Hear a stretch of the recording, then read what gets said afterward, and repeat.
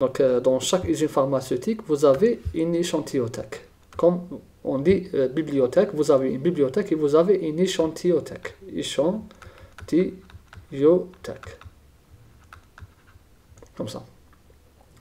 Donc, une échantillothéque, c'est quoi? C'est-à-dire, dans une échantillothéque, vous avez des échantillons à l'intérieur. C'est-à-dire, vous avez plusieurs échantillons. Bien sûr, vous avez une organisation. Et cette échantillothéque, c'est-à-dire la différence avec une bibliothèque, évidemment, c'est la température. D'accord?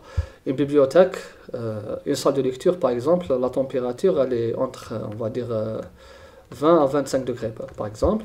Une échantillothéque, la température, elle est aux environs de 4 degrés Celsius. Dans une échantillothéque, il fait très froid à l'intérieur. Donc, pourquoi conserver des échantillons dans une échantillothéque? Donc, des éléments de traçabilité, comme les échantillons. Donc, les échantillons sont considérés comme des éléments de traçabilité. Des lots de produits finis ou des lots de matières premières peuvent être évalués à tout moment. D'accord? À tout moment, ils peuvent être évalués. Et par exemple, dans le cadre d'une réclamation relative à la qualité d'un produit, c'est-à-dire parfois vous avez des réclamations, on a vu ça précédemment. Si vous avez des réclamations, comment on va faire pour voir est-ce que ces réclamations sont fondées ou non? Comment vous allez faire? Tout simplement, vous avez des éléments de traçabilité. Vous avez une réclamation, d'accord? Vous avez une réclamation d'un lot, d'un médicament avec tel code. C'est-à-dire, on va dire par exemple lot 220506, par exemple, comme ça. Donc, lot 22 pour dire que c'est l'année 2022 et c'est-à-dire le lot 56 de l'année 2022. D'accord? D'un médicament donné. Donc, vous, qu'est-ce que vous allez faire si vous êtes dans une unité pharmaceutique, dans un contrôle qualité, vous allez vers l'échantillothéque. D'accord? Parce que vous avez une réclamation. Cette réclamation, elle dit que peut-être que ce médicament, il a des effets indésirables. D'accord? Des effets indésirables très forts. On a remarqué ça, uniquement dans ce lot. C'est-à-dire vous allez aller à votre échantillothéque, dans votre usine pharmaceutique, et vous allez voir l'archivage. Et vous allez trouver les échantillons qui correspondent à ce lot.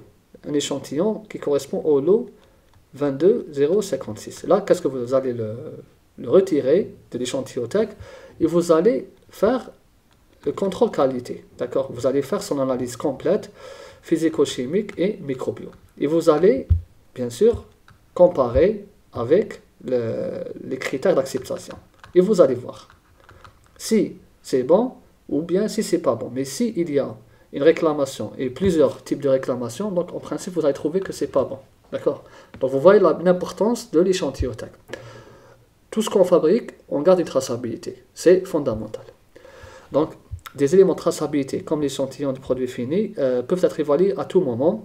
Par exemple, vous avez une réclamation, ou bien d'une enquête relative à la conformité des produits à l'AMM. Donc là, vous avez l'agence des produits pharmaceutiques, une agence publique, d'accord, du ministère de la Santé, qui sont en train de mener une enquête, donc ils viennent accéder à votre échantillothéque, ils vont, pour mener leur enquête, ils doivent avoir accès à votre échantillon. S'ils n'ont pas d'échantillon, donc vous n'allez jamais obtenir votre AMM, ou si vous avez une AMM, fort possible qu'elle va être retirée, si vous n'avez pas d'échantillon, ce qui est interdit, d'accord? Pour mener, c'est-à-dire pour voir l'étiquetage ou le conditionnement, ou un signalement de pharmacovigilance. Donc tout ça, se passe souvent, donc il faut toujours garder des échantillons. Bon, c'est-à-dire dans le cas où on a une réclamation ou bien un signalement de pharmacovigilance, au moins on est prêt et on peut mener l'enquête rapidement. Donc maintenant on va parler des types d'échantillons. Vous avez deux types d'échantillons. D'accord? Quand on parle d'échantillons en contrôle qualité, bon bien sûr quand on parle d'échantillonnage et d'échantillons, c'est le laboratoire de contrôle qualité. C'est lui qui est le maître à bord. D'accord? C'est lui qui conduit ça. La production, c'est juste la fabrication, pesée et tout. Mais l'échantillonnage, c'est le LCQ en coordination avec le AQ, c'est-à-dire l'assurance de la qualité.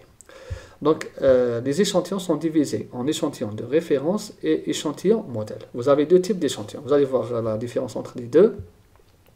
D'autres échantillons peuvent aussi être prélevés. On a d'autres types d'échantillons, mais on ne va pas trop s'étaler sur ça. C'est-à-dire les échantillons qui peuvent être prélevés dans le but de surveiller les étapes les plus critiques d'une production, par exemple, au début et à la fin de procédés de fabrication. Parfois, vous avez une procédure de fabrication qui est un peu complexe. Donc, une procédure de fabrication d'un médicament, par exemple, elle contient étape 1, ensuite étape 2, ensuite étape 3, ainsi de suite, jusqu'à, on va dire, étape 10. Vous avez plusieurs étapes, et là, il y a des étapes critiques.